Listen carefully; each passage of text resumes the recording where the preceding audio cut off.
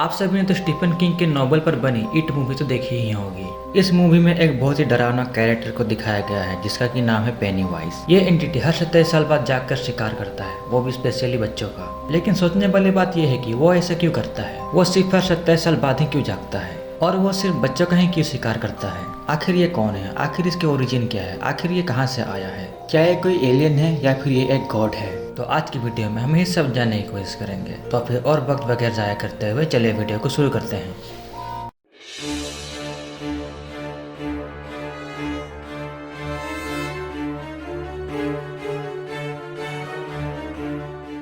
It एक super natural alien जीव है जो कि पृथ्वी पर 1 मिलियन BCE के दौरान आया था। अब आप ये सोच रहे होंगे कि इट को मैंने एक एलियन जीव क्यों कहा, जबकि वो हमें मूवी में एक भूत की तरह दिखाया गया है। आप सभी को तो इट मूवी का वो सीन तो याद ही होगा जब पेनीवाइज बेवरली को डराने की कोशिश करता है, लेकिन बेवरली पेनीवाइज से डरती नहीं है।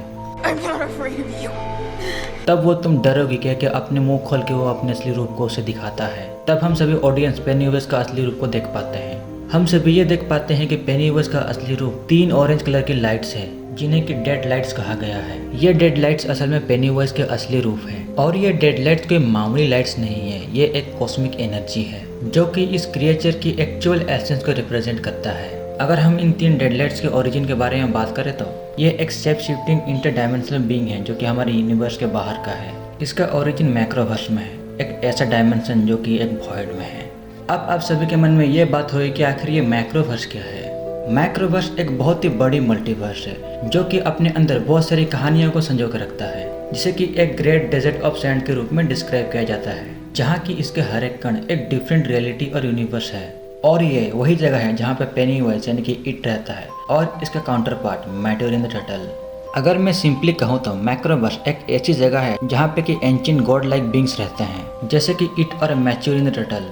तो आप सभी अब समझ ही चुके होंगे कि मैंने क्यों इट को एक एलियन कहा, क्योंकि वो हमारा अर्थ का ही नहीं है। अर्थ छोड़ा, वो तो हमारे यूनिवर्स का भी नहीं है, वो तो हमारे यूनिवर्स से कहीं बहुत दूर से आया है, जो कि एक ऐसी शक्ति है जो कि बहुत ही बुरी है, जो सिर्फ तबाही जानती है।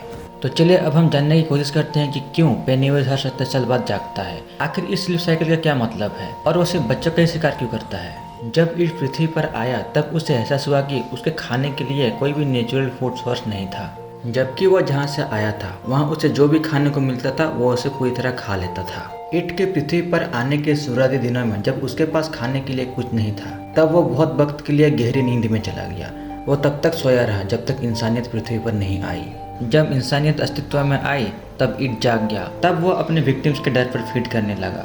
तो मैं आपको बता दूं कि वो किस तरह अपने विक्टिम्स के डर पर फीड करता था। वो करता क्या था कि वो उनके डीपेस्ट फियर को फिजिकल मैनिफेस्टेशन देता था। वो अपनी शेप शिफ्टिंग एबिलिटी के यूज करके वो अपने विक्टिम्स के बहुत ही खतरनाक डर बन जाता था। ऐसा करने के बाद वो 27 साल तक सो जाता था। इससे हमें ये पता चलता है कि इट हर 27 साल बाद खाता है और सो जाता है ताकि वो डाइजेस्ट कर सके और खुद को रिकवर कर सके। यही उसका फीडिंग और हाइबरनेशन साइकिल है। तो चलिए अब हम जानने की कोशिश करते हैं कि क्यों इट सिर्फ बच्चों को ही खाता है, आखिर इसके पीछे की वजह क्या है। हम सभी ये बात तो जानते हैं कि इट अपने विक्टिम्स के फियर पर फीड करता है, तो बच्चों में ऐसा क्या खास बात है कि वो सिर्फ बच्चों का ही शिकार करता है।